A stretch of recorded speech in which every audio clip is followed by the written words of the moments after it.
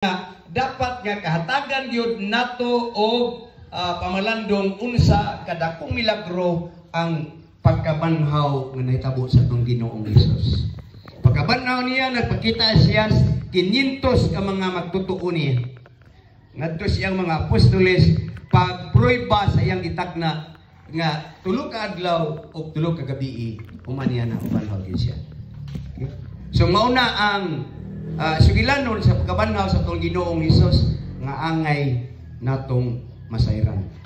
Niini karon nga teksto gikan sa Efeso kapitulo 2, 1, 4 ngadto 6 ug iyon man sa unang Korinto kapitulo 15 bersikulo 50 ngadto sa 57. Aduna tay tulo ka pinakadako nga pagtulun-an nga angay gyud nato nga masayran kita nga mga magtutuo sa atong Ginoong Hesus. Kita nga mga katawhan o mga Kristohanon angayan nga masayod gyud sa pinaka dako nga inungdan no us mga pagtulun-an may tungod sa pagkabanhaw sa atong Ginoong Hesus. Ako ning gihatagan og uluhan the different images of resurrection. Akong balikon the different images of the resurrection. Ang nagkalainlaing mga imahe o larawan sa pagkabanhaw. What I mean, ang pagkabanhaw sa atong Ginoong Hesus o atong umaabot nga pagkabanhaw inigbalik sa atong Ginoong Hesus.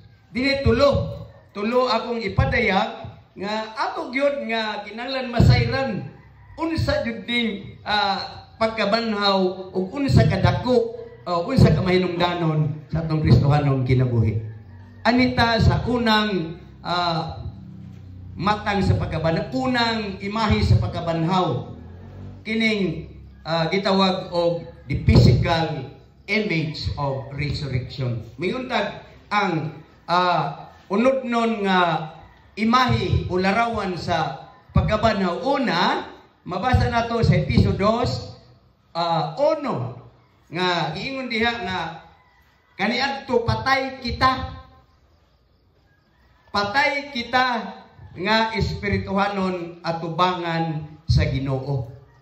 Okay? Ingon sa Apostol Pablo ana gidasunan niya sa Colosas 2:13 iya gyud giingnan nga kaniadto patay iyang gisultihan ng iglesia sa Efeso o giyon man ang iglesia sa Colosas nga iyang gitukod giingnan niyang mga Kristohanon kaniadto patay kamo o patay kita diha sa espirituhanong kahimtang.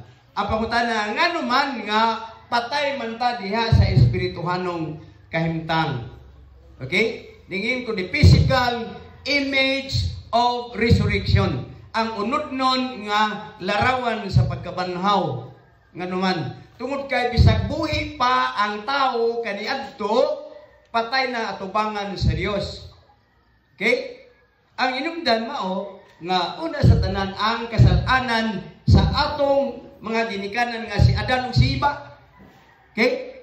Nga sa sinugdanan gibuhat sa Dios ang tao nga una mao si Adan, gisunod niya si Eva, gibuhat sama sa dakway sa Dios. Sa kiniingon nato ang pagtulun-an ng dakway dili ning akong hitsura, dili nang inyong mga hitsura, kundi ang dakway mao ang pinakamao nato sa atong tawhanon nga kahimtang diin gihatag sa Dios ang iyang kaalam ug kahibalo, gihatag sa Dios ang iyang pagbati, gihatag sa Dios ang iyang kabubuton dinhi nato ug ingon man gihatag sa Dios ang iyang gugma ug kaluoy, ang iyang pagka manggihatagon mao ni ang dakway sa Dios. Gibuhat ta diha.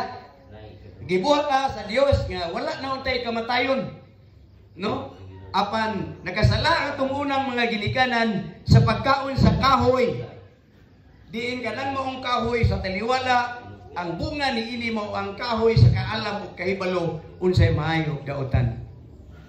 Sa diyang gipasidanan sa Dios nga magakaon kamo sa mga prutas o mga tanom sa daplin sa tanaman apan dili ninyo kanon kanang bunga sa kaalam ug kahibalo unsay maayo daotan na sa taliwala.